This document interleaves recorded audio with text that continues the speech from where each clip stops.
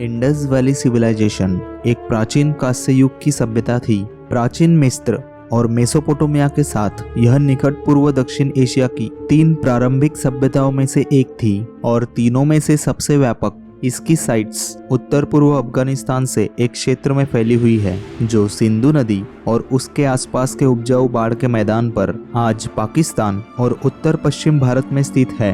इस क्षेत्र में धार्मिक प्रथाओं के प्रमाण लगभग 5500 ईसा पूर्व के हैं। खेती की बस्तियां 4000 ईसा पूर्व के आसपास शुरू हुई और लगभग 3000 ईसा पूर्व में शहरीकरण के पहले लक्षण दिखाई दिए। 2600 ईसा पूर्व तक दर्जनों कस्बों और शहरों की स्थापना की गई थी और 2500 और 2000 ईसा पूर्व के बीच सिंधु घाटी सभ्यता अपने चरम सीमा पर थी।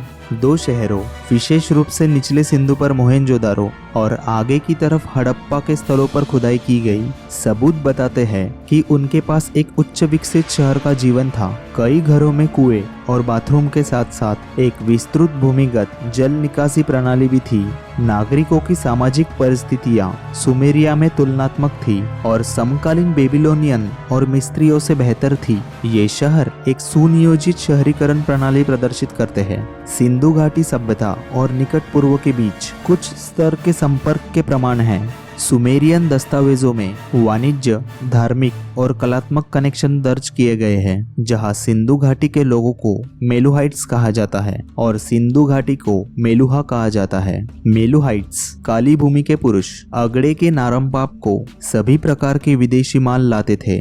सिंधु सभ्यता में एक लेखन प्रणाली थी जो आज भी एक रहस्य बनी हुई है। इसे समझने की सभी कोशिशें असफल रही है। यह एक कारण है कि सिंधु घाटी सभ्यता प्राचीनता की महत्वपूर्ण प्रारंभिक सभ्यताओं में से सबसे कम ज्ञात स्थानों में से एक है। इस लेखन प्रणाली के उदाहरण मिट्टी के बर्तनों, ताबीज, नक्काशीदार मुहरों और यहाँ तक कि वजन और तांबे के टैबलेट में पाए गए हैं। इन शहरों के बीच संबंध की प्रकृति, क्या वो स्वतंत्र राज्य थे या एक बड़े राज्य का हिस्सा, पूरी तरह से स्पष्ट नहीं है, क्योंकि सिंधु लोगों का लेखन अविवादित है और ना तो शासकों की मूर्तियां और ना ही लड़ाइयों और सैन्य अभियानों का चित्रण पाया गया है। मोहेंजोदारो और हड़प्पा पर दोनों दिशाओं में मिले हुए सबूत निर्णायक नहीं है। 1800 ईसा पूर्व तक सिंधु घाटी सभ्यता ने अपने पतन की शुरुआत देखी। लेखन गायब होने लगा। व्यापार और कराधान के प्रयोजनों के लिए मानकीकृत वजन और उपायों का उपयोग करना बंद हो गया। निकट पूर्व के साथ संबंध बाधित हो गया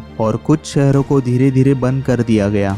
इस गिरावट के कारण पूरी तरह से स्पष्ट नहीं है, लेकिन यह माना जाता है कि सरस्वती नदी का सूखना 1900 ईसा पूर्व के आसपास शुरू हुई एक प्रक्रिया थी। अन्य विशेषज्ञ क्षेत्र में एक महान बाढ़ की बात करते हैं और इसी वजह से या तो घटना कृषि गतिविधियों पर विनाशकारी प्रभाव डालती, जिसमें अर्थव्यवस्था अब टिकाऊ नहीं होती और शहरों का नागरिक क्रम टूट जाता।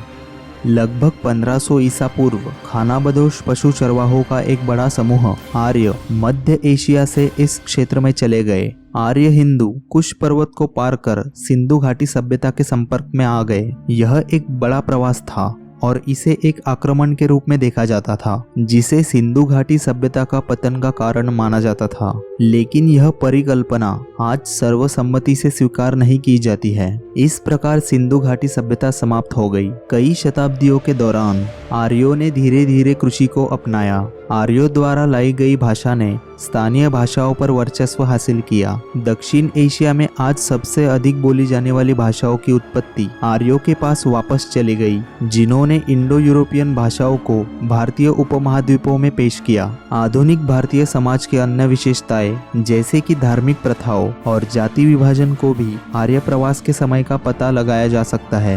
कई पूर्व आर्य रीति रिवाज आज भी भारत में जीवित है। इस दावे का समर्थन करने वाले साक्ष्य में पूर्व आर्य परंपराओं की निरंतरता शामिल है। भारतीय समाज से कई क्षेत्रों द्वारा अभ्यास और यह भी संभावना है कि हिंदू पंथों के कुछ प्रमुख देवता वास्तव में सिंधु घाटी सभ्यता के समय में उत्पन्न हुए थे और सदियों से मूल निवासियों द्वारा जीवित रखे गए हैं।